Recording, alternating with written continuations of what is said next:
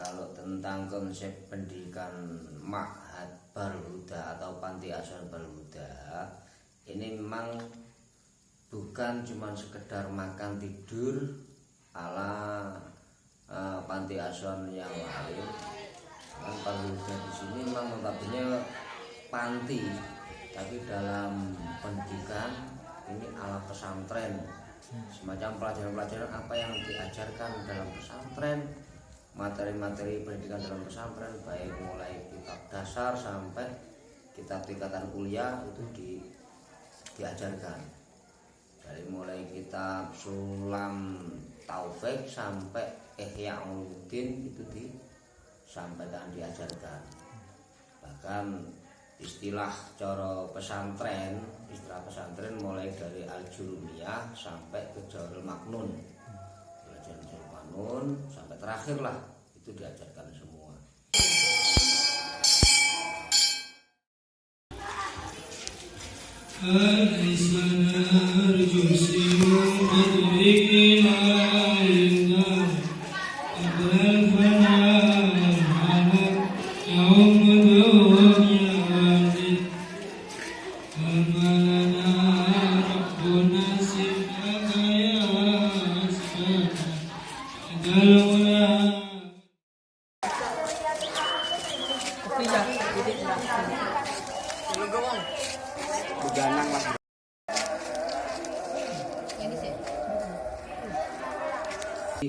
Nah, harapan Darul Huda ini bukan cuman mengasih makan, sekedar makan tidur, enggak ya, sesuai perjalanan Rasul mendidik anak menjadi kafil penanggung jawab seorang anak fuqara, masakin ataupun yatim piatu.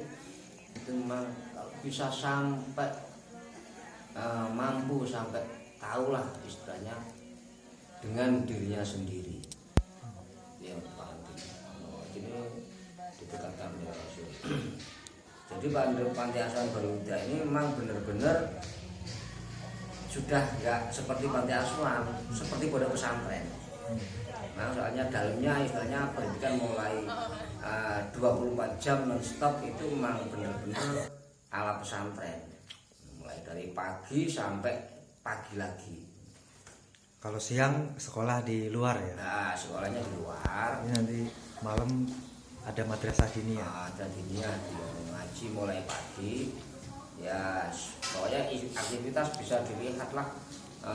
Kalau ingin tahu, ingin menengok, ingin melihat langsung, ya besok ikuti aja. Mau kegiatan-kegiatan mulai dari duha, pulang sekolah sampai tidur malam sampai bangun pagi.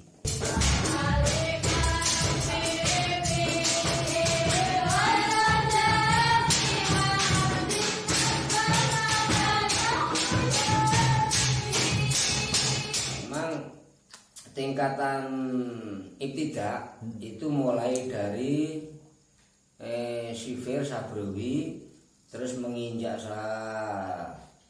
amil, setelah amil. nanti ke jurumiyah, pelajaran jurumiyah, jenjang pelajaran yang pokok-pokok itu. Setelah itu, setelah jurumiyah selesai, dianggap selesai, terus naik ke Mriti. Imriti itu, setelah naik ke Imriti nanti terus naik ke tingkat alfiyah. Kalau memang mampu ke tingkat alfiyah minimal 2 tahun. Alfiyah itu dibikin 2 tahun. Kalau dibikin 1 tahun itu banyak yang nggak mampu, akhirnya dibikin 2 tahun. Setelah 2 tahun alfiyah, kalau masih memang ingin masih mengikuti, bisa ngaji langsung maknun, ya pelajaran terus. Setelah jenjang berikutnya terus langsung mantek atau juman itu. Nah, selain ini kan di Yayasan Bahrul Huda ada tahfidzul Quran ya Pak ya? Ya ada.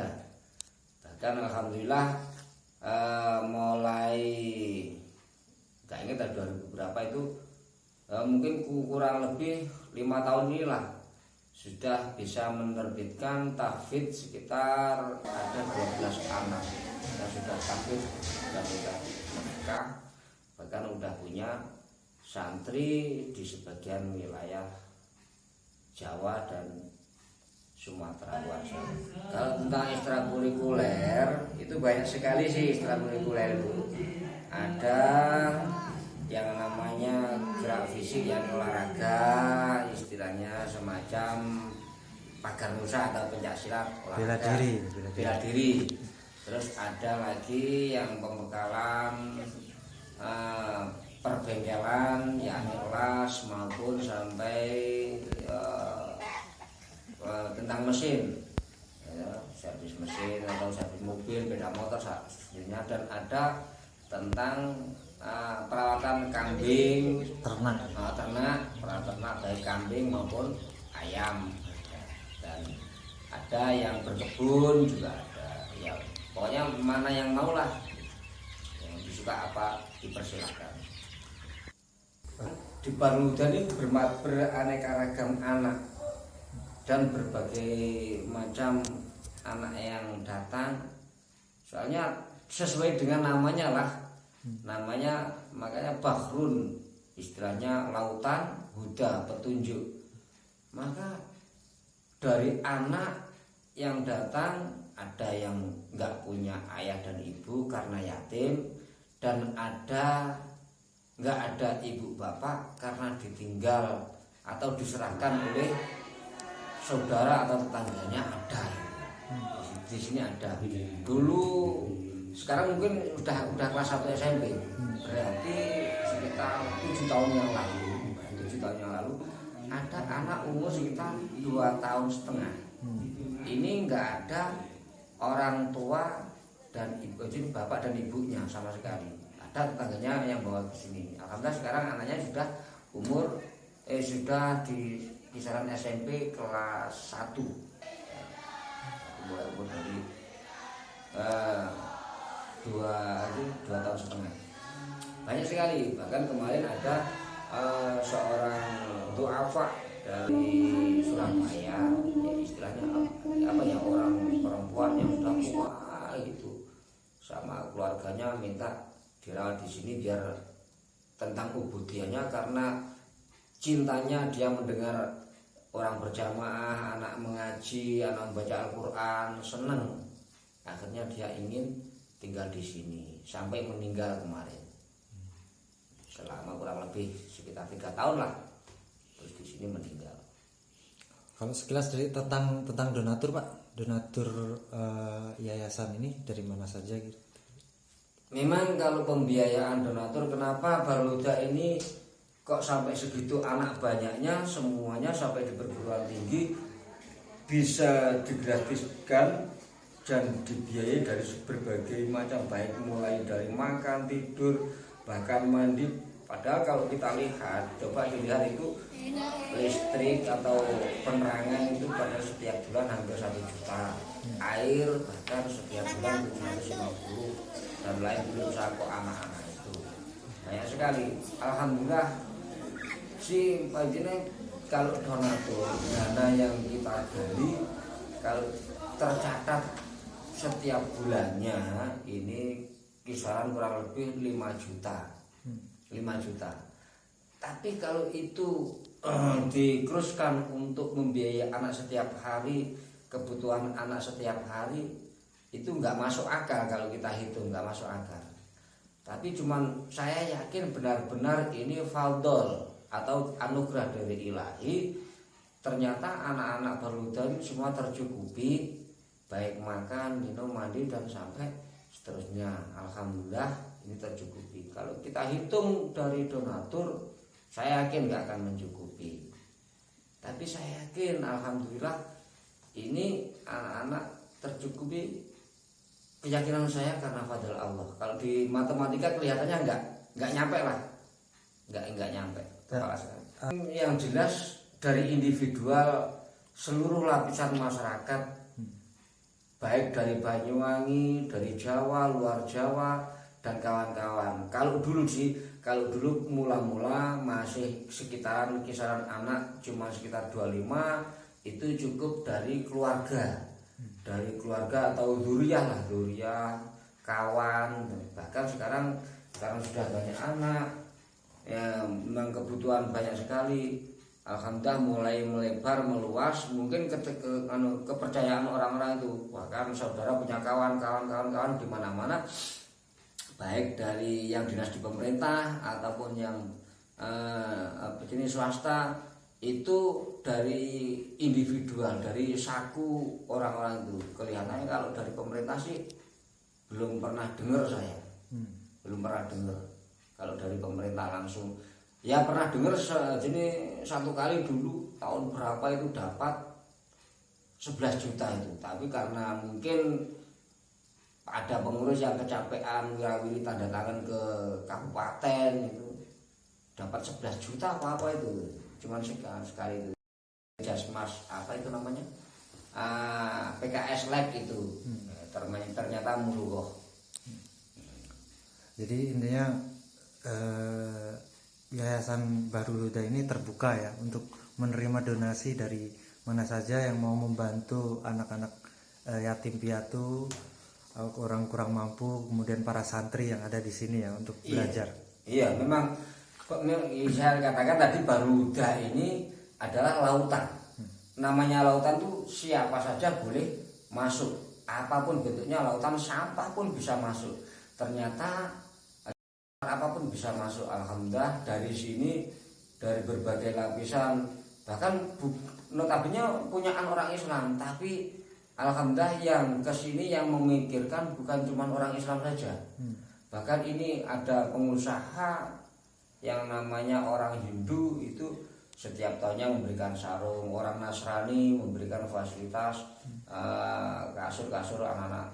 Pokoknya dari donasi dari manapun kita terima. Saya yakin kalau kita tolak, kita sendiri yang akan nggak jadi baik lah istilahnya. Jadi kita nggak menolak dari sumbangan siapapun atau pemberian apapun dari manapun.